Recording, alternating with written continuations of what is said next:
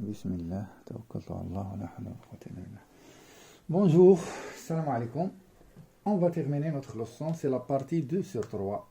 On va étudier maintenant le mouvement, le mouvement orbital des atomes, des planètes ou bien des satellites. Donc, premièrement, on va étudier des mouvements des planètes. Donc, le système étudié,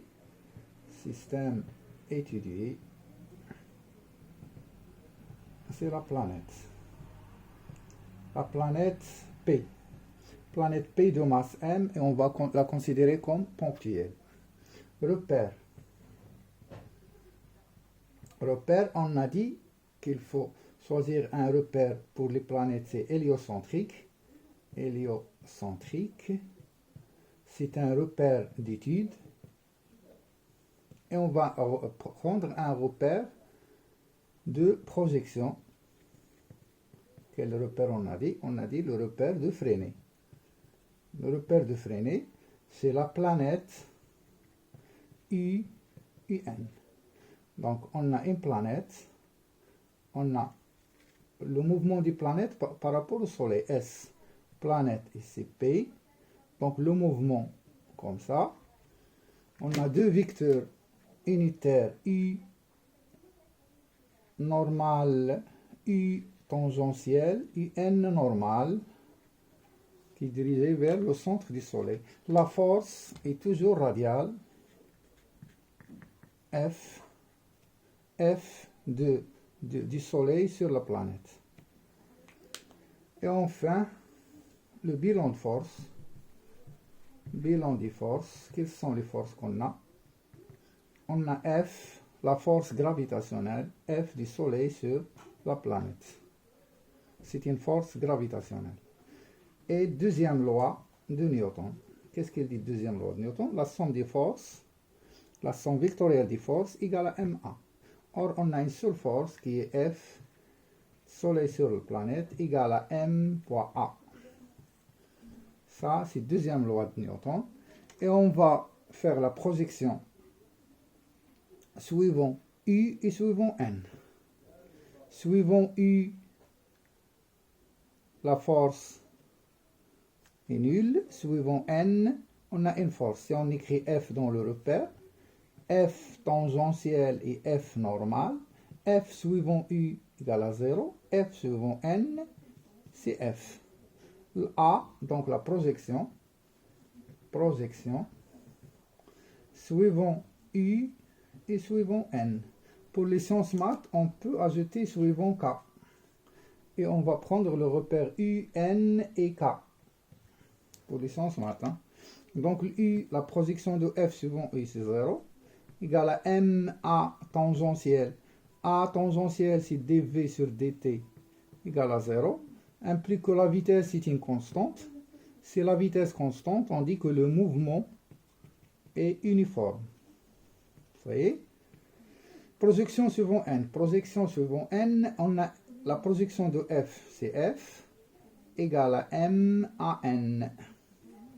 F, c'est G, fois la masse du corps étudié qui est la planète, la masse du Soleil sur le rayon au carré. Le rayon, c'est entre le centre du Soleil et le centre des planètes. Planète est considérée comme ponctuelle. Donc, c'est le rayon du Soleil plus l'altitude h. Donc, rayon égale mv carré sur r. La masse avec la masse. R avec r. Qu'est-ce qu'elle reste?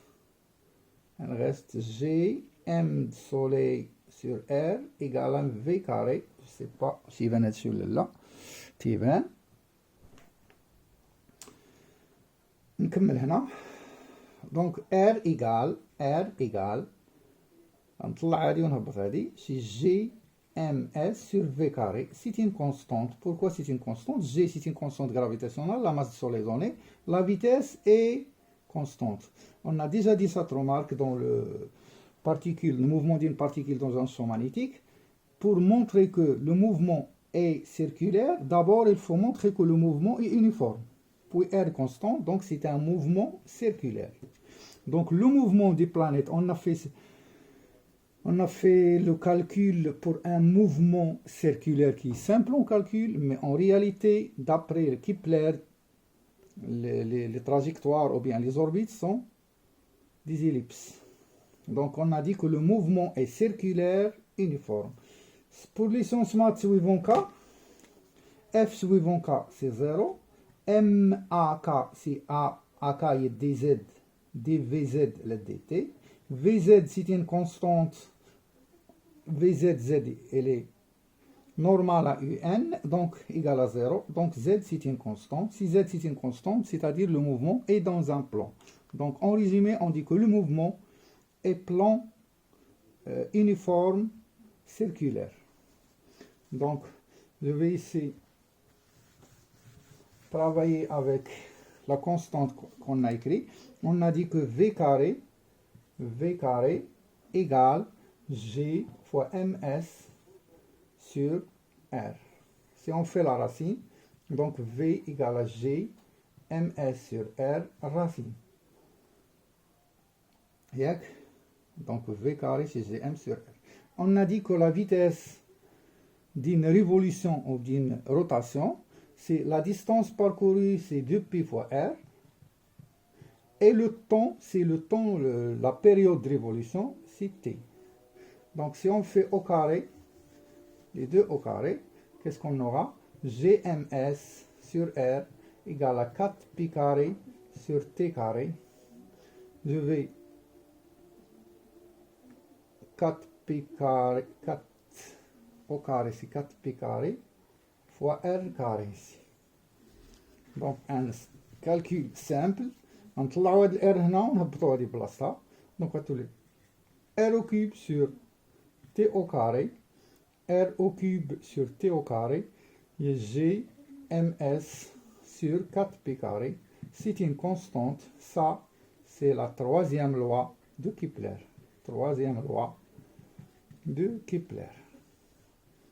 C'est-à-dire que R au cube est proportionnel à T carré, ou bien T carré est proportionnel à R au cube. Donc, pour continuer, je vais étudier le mouvement orbital de la Lune, de Lune ou bien satellite par rapport à la Terre. Qu'est-ce qu'on va changer? On va changer le repère. Au lieu de géostationnaire, au lieu de héliocentrique, on va prendre un repère au lieu de héliocentrique, on va prendre un repère qui est géocentrique.